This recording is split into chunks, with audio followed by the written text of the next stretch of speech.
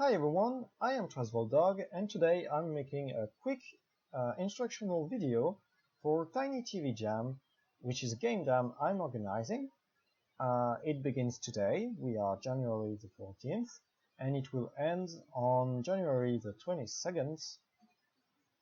And it's a jam for which you have to make a Tiny Picoid game for Tiny Picoid TV. This TV right there, you can see it.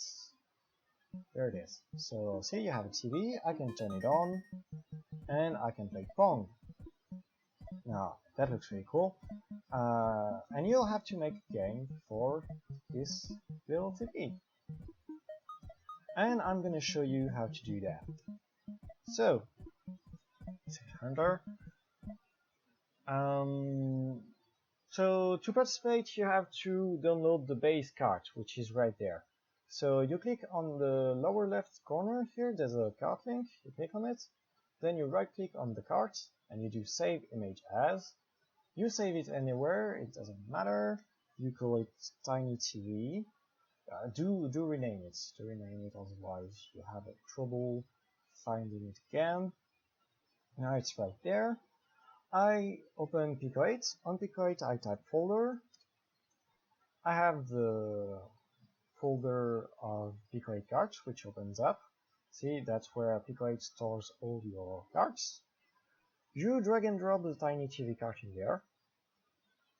And now in Picoid you type load Tiny TV and it will load it. Now if I type run, there it is. Hello world. This is the TV you're gonna have to fill with your awesome games. If I turn it on, you can make it move a bit, and there's a few drawing functions that are executed just to show you, and I can just shut it down. Okay, so there's a little text saying thank you for participating to the jam, because you're awesome. Then there's a few variables we're going to talk about later. Here there's a few variables you can change at runtime. That means you can change it in your game update, which I'm going to show you as well just after that. So TV angle is the rotation of the TV. Angle speed is the rotation speed.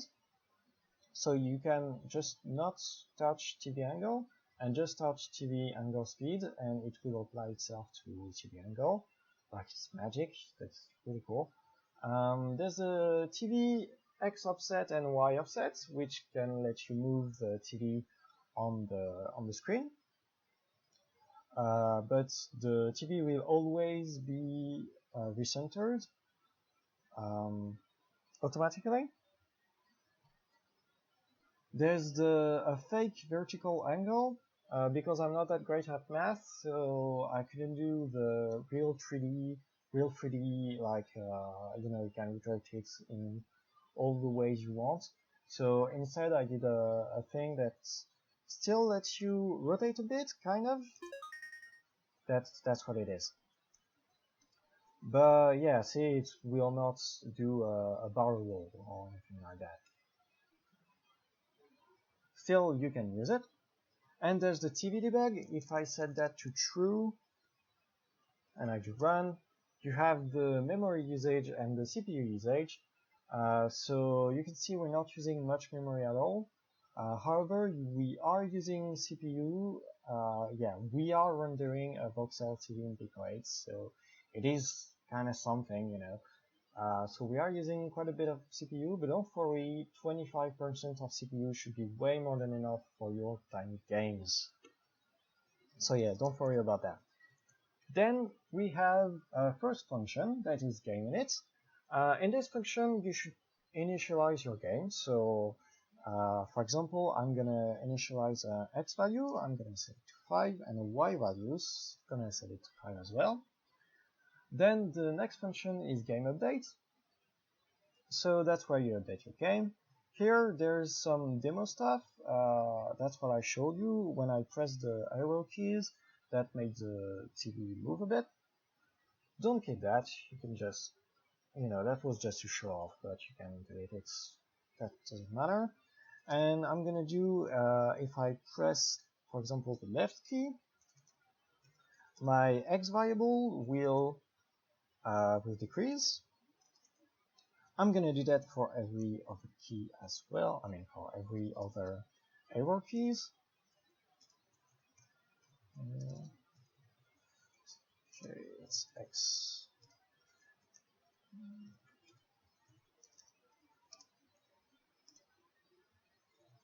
Doing this as fast as I can. I'm not really prepared for this. I didn't think I would do that video today.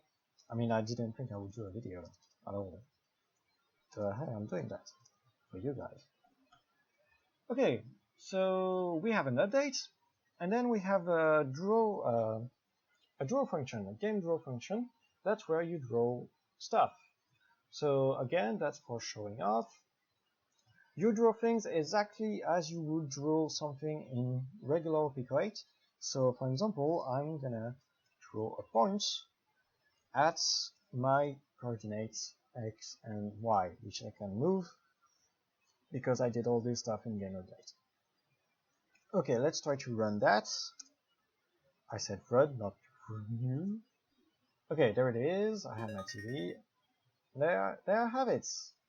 So I have a point, I'm moving it around, and as you can see, I forgot to clear the screen in my draw function. So if I want to clear the screen, I can do the classic Pico 8 CLS, that will work.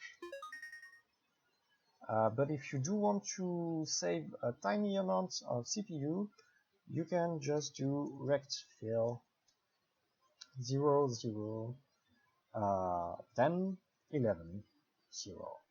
And that will draw basically a big black rectangle on the whole screen, which will effectively clear it, except I did something weird. Yeah, I didn't put a color here, that's why it was white too. Yeah, now it's black. And there you have it, a point that moves when I press the arrow keys. Okay, so that's the basic functions. Now, I have a game shutdown function. This function is optional. You can delete it if you don't care about it. But what you can do with this function is like save high scores or like whatever you want. I could also do like add a kick to the TV.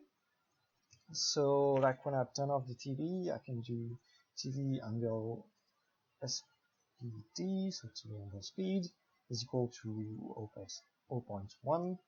I run that, and when I turn off the TV, hey, nice kick to the left.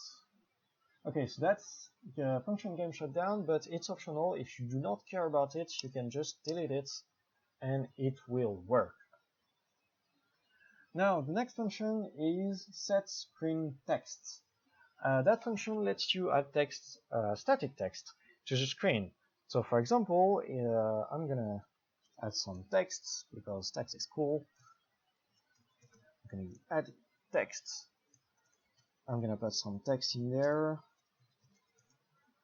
I'm gonna put some coordinates. So I want it to be displayed at the far right side of the screen. So I'm gonna set the x coordinate to 128, and I want it to be at 32 as y coordinate. Then you have the alignment. So 0 would be left aligned, 1 would be center aligned, and 2 would be right aligned, I'm sorry. I'm gonna leave it to right aligned, so if you don't know what I mean, you're gonna see. And then you have two colors. The first color is the color of the text. I'm gonna put like 9 in there. And the second color is the color of the outline, because I want you to see your text, so you're probably gonna use a background. So this way, with an outline, you're gonna see your text better. And see, if I do run, there it is. I have my text. My name is cool. My game is cool. It's allowing to the right, and yeah, it's in the right side of the screen. Okay, and then after that, there's a space for your functions. So, like, I don't know, just do a function that does your stuff. And there you go. And you can call it whenever. Like, you could call it on the game draw, or you could even call it in your updates function. And there it is, and then you run and it does your stuff, even though my function was completely empty, so it does nothing. You fools. Anyway, you're not fool. I'm sorry about that. Yeah, and that's it. And then after that, there are the inner functions of the cart, which you should not take a look at, especially if you are a Picoid beginner, because that's just gonna scare you off, and you don't want that. And anyway, you should not change it, because it is against the rules. And if I spot a cart that changes these things, well, I will tell you. Very simply, I will tell anyone that does a cart which changes the thing in there, I will tell them there's a little problem in there. Okay, so that's it for the code side of things. As you can see, it's fairly straightforward. Now we're gonna take a quick look at the SFX. Now, when I turn on and turn off the TV, see there's an SFX that plays, sound effect. These are the very first sound effect and the second one. So the sound effect number 0 and the sound effect number 1. You can change that and set it to whatever you want. It will change, of course. So I don't know what I did. Okay, yeah, that was kind of weird, but yeah, you can just do whatever you want here. And then you can use as many SFX as you want in your game. And same for the music. You can do as much music as you would normally do in Pico 8. You can also not do sound effects on music if you do not want to do it. Although I do recommend you do it, because games are generally way more awesome with sounds. But anyway, that's the map editor. As you can see, half of it is filled with garbage from the TV. So you only have one half of the map that is available, but that one half you can use it as you wish to use it. And then on the sprite sheets, like for the map, you're gonna have the first half of it that will be completely clean and you can use it however you want. And the second part is filled. This is actually the plans for the Voxel TV. I'm gonna explain that in a bit. And this is the background tiles, which you can see in the background. For example, if I want to change it, I don't know, I'm just gonna do whatever, and then I run it, and see the background has changed. I'm not gonna keep that. And yeah, so now I'm gonna explain to you how you can reskin your TV. Because see, that's the TV I did. It's it's pretty nice. It's in my opinion, it looks pretty good. But maybe you don't like it. So what you can do is change these things. So the way this works is each of these square is a layer of the TV. So this is the very bottom layer. This is a layer that's just above it, layer that's just above it, just above it, above it, above it, etc. You get it. And like if I change that, for example, and then I run it, see, now I have an orange stripe on this side, which I didn't have before. That is how you change the TV. I can also do a big hole in there if I want to. And then you will see that the TV is actually empty, and it's really weird. But the reason I'm showing you that is that it is important that the TV is empty, because if the TV wasn't empty, it would be very slow, because that is what is CPU expensive. That is what is expensive for the CPU. If your TV is filled, you won't have any CPU for your game. Your game will be slowed down. So if you do reskin your TV, take care to have it empty like this, like an empty box. Okay, so yeah, you have those 16 layers, and then you have 8 small layers. I put the antenna there, but you can do like more of the TV if you want to. That's totally okay. And I actually did one other skin that I'm gonna show you. It's a strawberry TV skin, and as you can see, the background color is not the same one than here. That's important. Okay, so to get that skin, I'm gonna do also another one later that will also be on this page. But to download this one, you click on this text right there, then you have this, it's already selected. You copy it, you go into Picoit, you go in the very first case here of the tab number 2, and you hit Ctrl V. And there you have it.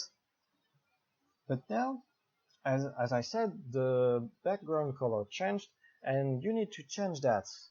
Here, it's the transparency color. So before it was pink, the 14th color. Now it's dark orange, so brown. So it's the 4th color. So you set that to 4, and also it's written there. The screen height is not the same. It's now 12. I changed all that, and now I do run, and there it is. I have the strawberry TV. And of course, I can also play my game on it. It's the same thing. Okay, so what are these values? So this is a transparency color. If I change it, that's what you get. So it's also really slow. I don't know if you can see it, but there's a good amount of lag here. I just realized this was not centered all the while that I recorded this. I'm very sorry about this.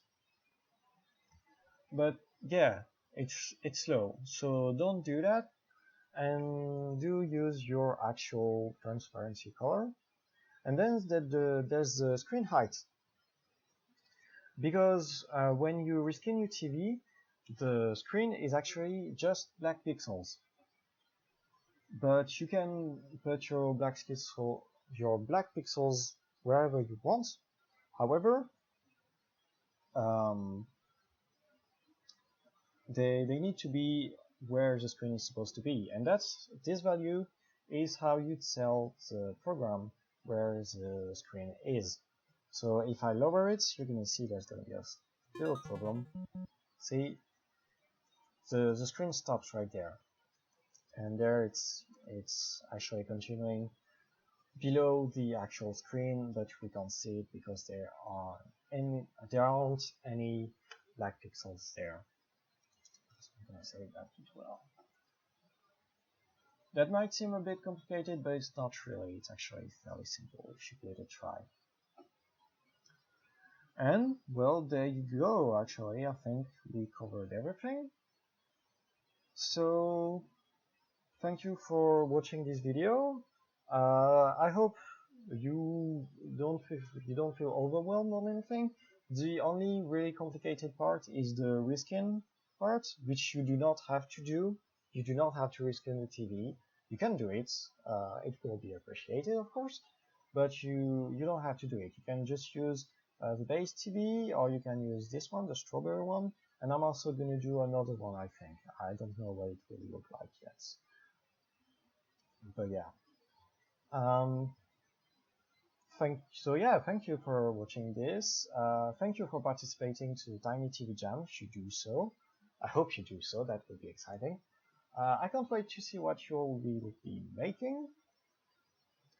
And yeah, have fun. Thanks.